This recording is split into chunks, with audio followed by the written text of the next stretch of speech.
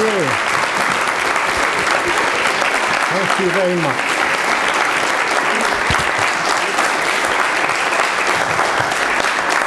Home and Away was the peak of my career, actually, I have to say.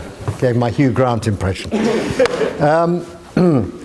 Well, anyway, first of all, I'd like to thank University College Dublin Arts Society for honouring me with the award. Thank you very much. Oh, this award, there it is. That is, look at that, yes.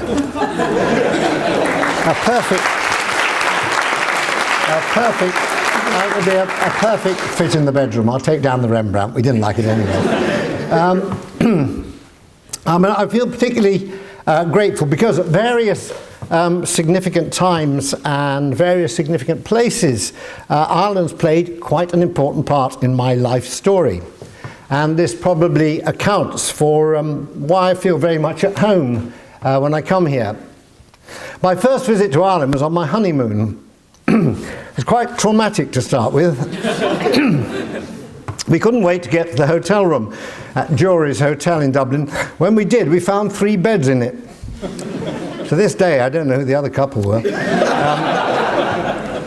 Our second night was in Tralee, where there was not a lot happening after 5 o'clock. That was 5 o'clock in the morning. But at least our room only had 2 beds. Anyway, we were tucked up in one of them by 7:30.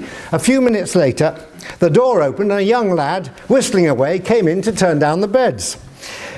He was halfway through his task on the first one when, with a reaction of stark and dawning horror, he noticed movement in the second.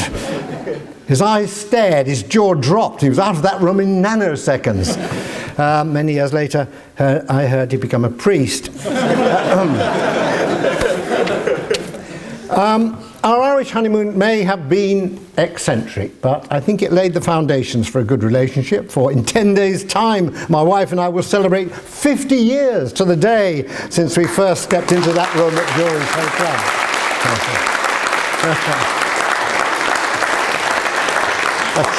A triumph of inertia. The reason why we chose Ireland in the first place may well have some genetic explanation. For in 1977, I discovered via a great aunt who'd been looking through some old family archive that my great-grandmother was Irish. She was called Brita Gallagher and she came from Donegal. There was quite a story attached, and it all began in a journal kept by my 39-year-old great-grandfather Edward of a walking tour of Switzerland in 1861. Now, Edward Palin was a Don at Oxford University. He was vice president of St John's College, but he was on his own walking through, and in his diary in 1861 he writes down that he has met 2 American women, and he liked them both, but he particularly liked the younger one. And he gets her name down as Beda or Breda. He can't quite spell it right. He said she was only 17 years, 6 months old at the time. There's a little asterisk on the bottom. It said, you know, if only our ages had been closer, how different things might have been. And then later on, yet another asterisk, he said, she's made me the happiest of men. We married in Paris in 1867. Now, who was this Beda? Well, it turned out that she was an orphan from the potato famines. Lost her parents in the famine.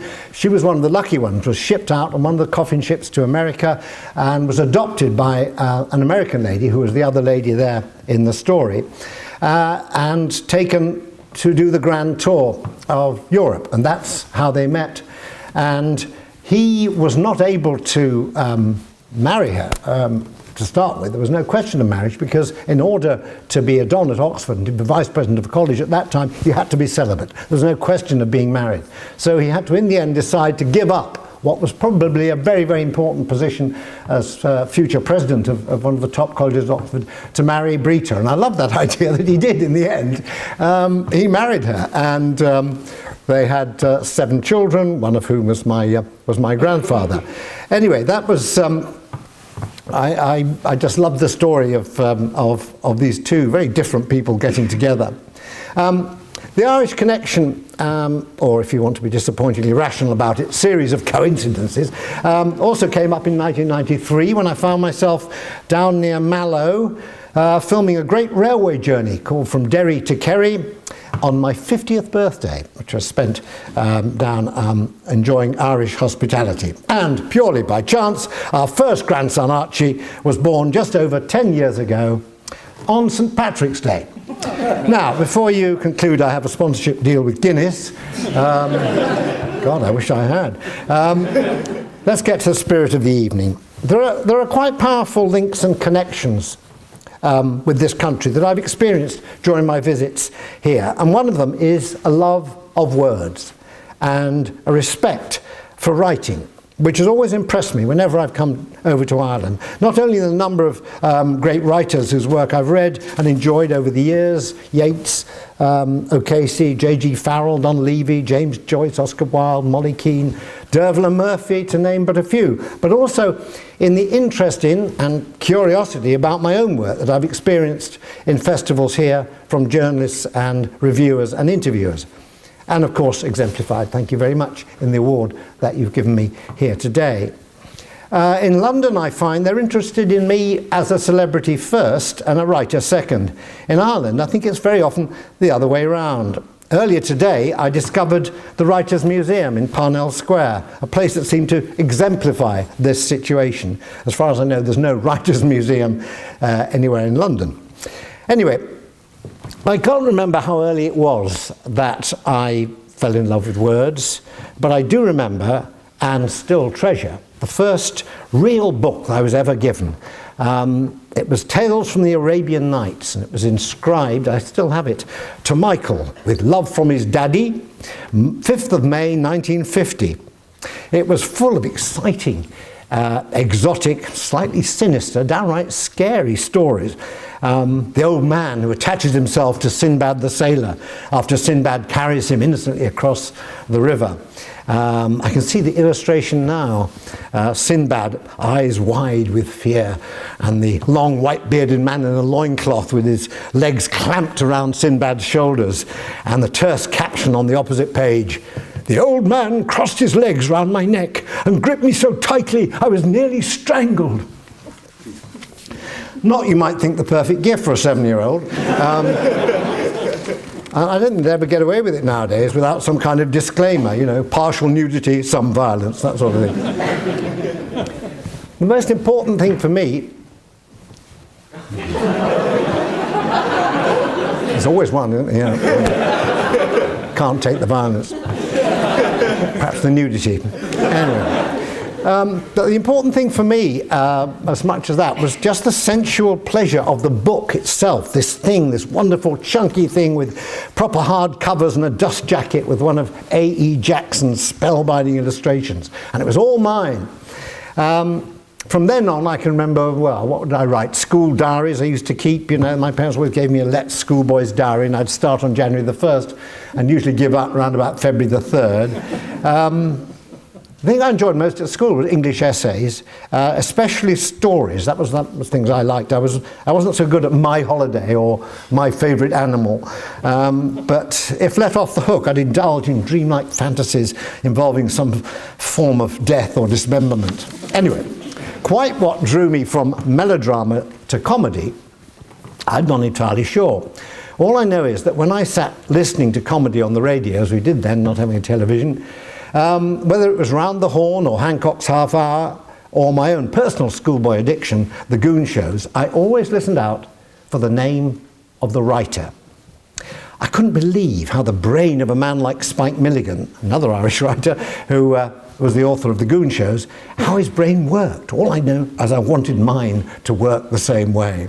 So it was with Ray Galton and Alan Simpson and Marty Feldman and Barry Took. I just couldn't conceive of how they could write such material so prolifically week after week and make me laugh out loud so often and so readily.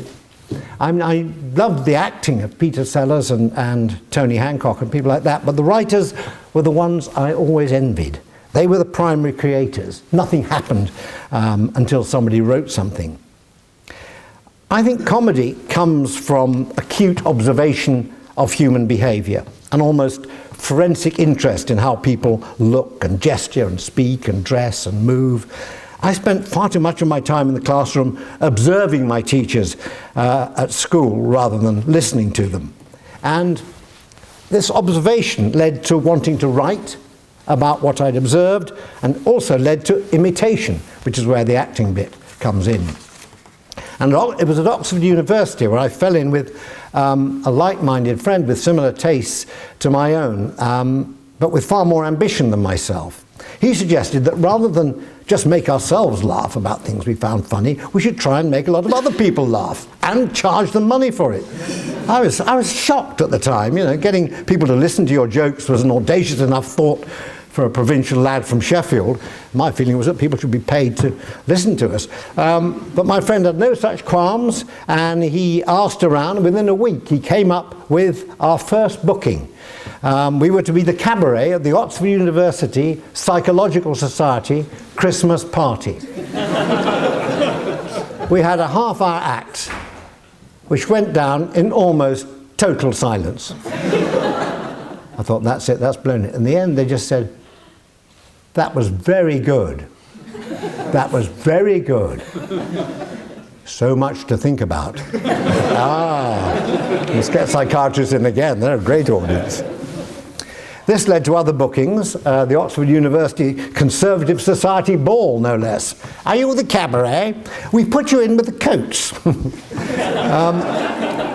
Anyway, along the way, my performances were noted, as well as our writing, and led to my being recruited as one of the cast of the Oxford Review at the Edinburgh Festival in 1964, which led to myself and another writer and performer, Terry Jones, being talent spotted by David Frost and offered a job as writers on The Frost Report in 1965-66. It was an upmarket BBC TV sketch show with a cast unknown to television, but a dream team for all writers. Ronnie Barker, Ronnie Corbett, God bless him, and John Cleese. I mean, you could hardly have had better people to write for. However, life for a writer at the BBC at that time wasn't easy.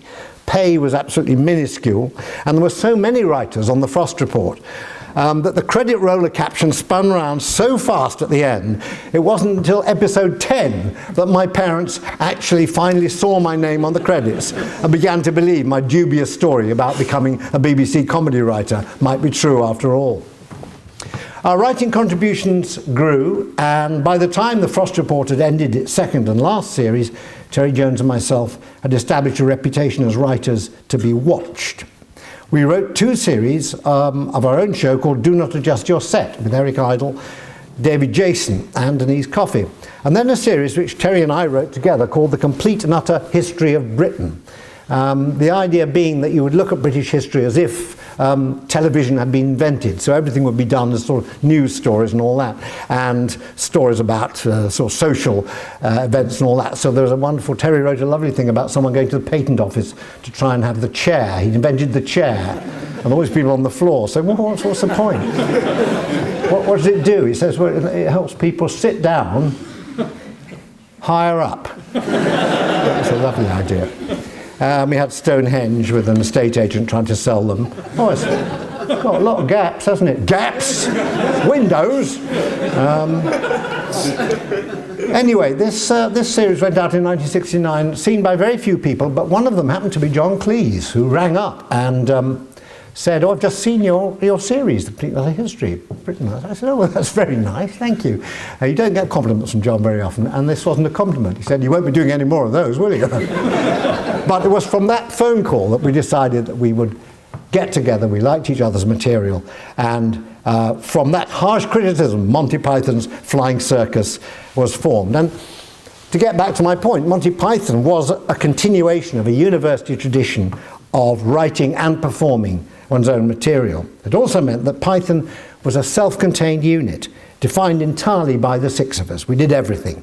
If we relied on outside writers, there would never have been a Monty Python. It became our thing, and we fought with all the bloody-mindedness at our disposal to keep it how we wanted it to be. In 1976, Terry Gilliam and myself even ended up in court in America to defend our comedy. And what had happened was that we had made a 4th series of Monty Python without John acting, but he'd been writing. And all the rest had been sold. But ABC Television in America bought these 6 shows without us knowing much about it, and proceeded to divide them up into 2 specials. and 3 shows each. It should really have been 90 minutes, but in fact, by the time they made cuts, not just for adverts, but also for censorship, all sorts of censorship cuts, even though it was going out at midnight, it just looked like a complete wreck of what everybody in America at that time knew to be Monty Python. And we got so angry. We said, is there anything we can do? And one had gone out, and they said, well, you know, ultimately, if you want, you can bring a court case. And fortunately, Terry Gilliam, being an American citizen, meant we could actually bring it in the American courts. So we went over there, Gilliam and I, and hoping that ABC would actually give in and say, well, all right, we'll restore some of these cuts, they're ridiculous, rather than go to court. But they didn't. They said, okay. So we said, right, we'll see you in court. And we did. And I had to go into the witness box and describe what was funny about a sketch about, it was sort of RAF briefing or something like that. Anyway, it was all this Royal Air Force banter. And there was a lot of talk about gaiters, you know, and the men wearing their gaiters, which made them look very special and made them very happy. And these gaiters were an object of love and all that. It was totally ridiculous. And their very aged lawyer got up, Clarence Freed, and said, what are gaiters? And so I told him what the gaiters were, and I then went on a bit longer. He said, Your Honour, I don't see how this is relevant to the case in any shape or form. And the judge said, it may not be relevant, but I'm enjoying it. Carry on. It was a bit of a problem because the judge turned out to be a mega Python fan. And in the end, he said, look, he gave his judgment. He said, I think really that something is wrong here, but ABC Television have advertised this show. It's going out next week, and I cannot allow them, Monty Python, to cause undue financial hardship at this stage to the television company. I mean, undue financial hardship. Terry and I were staying in one room which leaked. ABC Television had 40 stories, you know, on Fifth Avenue. But anyway, that was it. What did happen was that he did say to us, yes, it was one of the guys, because he called us back to his the back room where what would you call it anyway, where he went after the case and shook our hand and said, yes, he very much enjoyed the show. Now, anyway, then he went off, obviously. And it was a very, very cold night. I remember it was about 19 degrees, and we were in the federal courthouse on Foley Street. And we had to get to the underground. And we got to the underground station. We had to go uptown to our hotel. And we had no tokens, which you have to use for these great bars, enormous bars on these sort of twirly doors they had then. And we saw the judge inside. And he came out and said, any problem? We said, we have no tokens. He said, well, give me some money, I'll get you the tokens. We gave him the money, he gave us the tokens. We got in, and the three of us, Terry Gilliam, myself, and the judge, strap hang all the way uptown, trying to talk, not to talk about the case. But what he had said in his judgment was that there was possibly a chance of an appeal on the grounds of copyright being abused. And we did appeal, and in the end got a very favourable verdict, because the American courts about 6 months later said that the copyright existed with Monty Python. The BBC had sold the show onto ABC Television without ever consulting the Pythons, and this was a breach of copyright. And this was actually quite a landmark judgment, and by defending our own material, we actually won quite a victory for writers, and they've used our case as precedent in the past. So it was worth doing. There was slightly less illustrious defence we had to make of Monty Python and the Holy Grail when the censors had a look at it and made some recommendations and said, you've got to cut this out, you've got to cut that out. And I'm just going to read you, this is slightly shocking, but this is August the 5th, 1974. And this is a letter from the producer of Monty Python and the Holy Grail. And he says, Dear Mike, the Censors representative came along to Friday's screening at Twickenham and gave us his opinion of the film's probable certificate. He thinks the film will be AA, but it will be possible with some cuts to make the film an A rating. So how strongly do you defend your material? Which would increase the audience. AA is 14 and over, and A is 5 to 14. And this is what the cuts were about. For an A, we would have to lose as many shits as possible. Take Jesus Christ out, if possible. Lose, I fart in your general direction. Lose the oral sex. Lose, oh fuck off. Lose, we make castanets out of your testicles. I would like to get back to the censor and agree to lose the shits, take the odd Jesus Christ out and lose oh fuck off, but to retain fart in your general direction, castanets with testicles and oral sex, and ask him for an A rating on this basis. Please let me know as soon as possible your attitude to this. Thank you. I mean, such of such mega importance, the these great decisions on freedom of speech made. In the end, I think we did get one of the shits back in, but there you go. That's what we were fighting for. But it was the same thing. It was actually fighting for material, which, of course, when a censor takes it out and takes it out of context, does kind of look fairly ridiculous. I mean, it's ridiculous what you're doing there, but actually that's part of a funny line in a funny scene, which really can't be dealt with unless you're seeing the thing as a whole. But anyway, we felt it was worth fighting for. Once we finished Python, the first series that Terry Jones and myself wrote after Python was, again, a literary show at heart. It's called Ripping Yarns, and it was based on different genres of boys' own paper stories, the sort of stories we used to read in magazines like Hotspur, Victor, and Rover. There was always a school story, a story of some public school savagery, and we wrote one called Tompkinson's School Days, which began with 6 boys sitting outside the headmaster's study, and from inside you just hear whack, ooh, whack, ooh, whack, ooh, whack, ooh. And the door opens, the headmaster, rather dishevelled, says, "Thank you, Jenkinson, that was wonderful." And Eric Althwaite, which was about the northern. There's always a northern boy who makes good in the end. And this boy was the most boring man in the world. It was so boring that his parents used to speak French rather than have to talk to him in the evening. And they were a mining family, you know, so the father was, oh Vera, quelle journée au bas de la terre. And she said, votre repas est prêt. You what, love? Your supper's ready. Anyway, those are, again, literary homages to a certain style. And in 1989, after finishing the comedy series and a decade of films in which I did a lot of acting but not a lot of writing, I embarked on Around the World in 80 Days, which came with a book attached. By that time, the valuable habit of keeping a regular diary, which I'd begun in April of 1969, still carry on, came in useful. And the travel books, like 80 Days and the rest, are largely made up of my day-to-day accounts of what I saw and did on, well, I think 9 series now of televised journeys, so 9 books. When I turned 50 in Ireland, 1993, with these successful non-fiction books behind me, but I felt the need to give my imagination an outing, let it off the lead, as it were, and try something I'd never done before. Thus was born my first novel, Hemingway's Chair, the story of a humble post office assistant who was transmogrified into his hero, Ernest Hemingway, to fight off the impersonal, cost-cutting modernizers. The whole process of writing a novel gave me a deep and abiding respect for anyone who ever finished a novel, let alone a good one. I suppose I'd been spoilt by writing in partnership or in a team.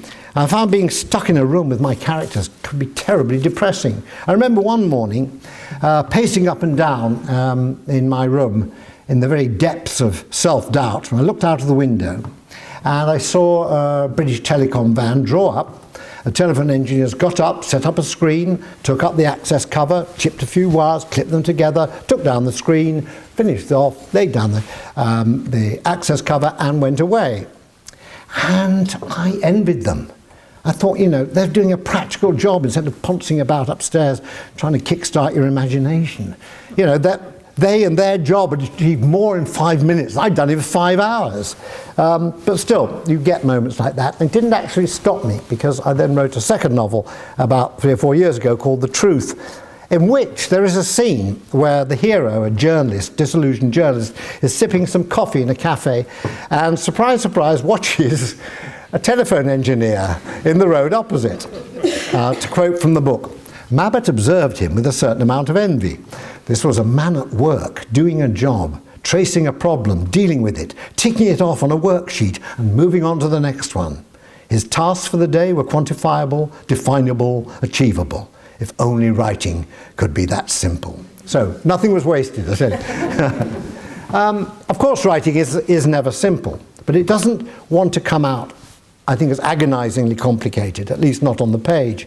I'm a great fan of economy and directness in writing, as practiced by Ernest Hemingway and modern American writers like Carver and Richard Ford. Writing which is so direct and uncluttered, so free of the fancy stuff that it can grab you by the sheer power of the story it's telling. Georges Simenon, who is the creator of Maigret, carried it almost to extremes when he advised against being too literary. Cut out adjectives, adverbs, he said. Every word which is there just to make effect. You have a beautiful sentence, cut it. Anyway, he estimated that in all of his 500 novels, he never used more than 2,000 words. That's how you write 500 novels, I suppose, that's it. But I want to finish on a slightly different note with an author who never wrote a novel in his life, never won a Nobel Prize, but whose writing has actually been the highlight of the last few months of my reading.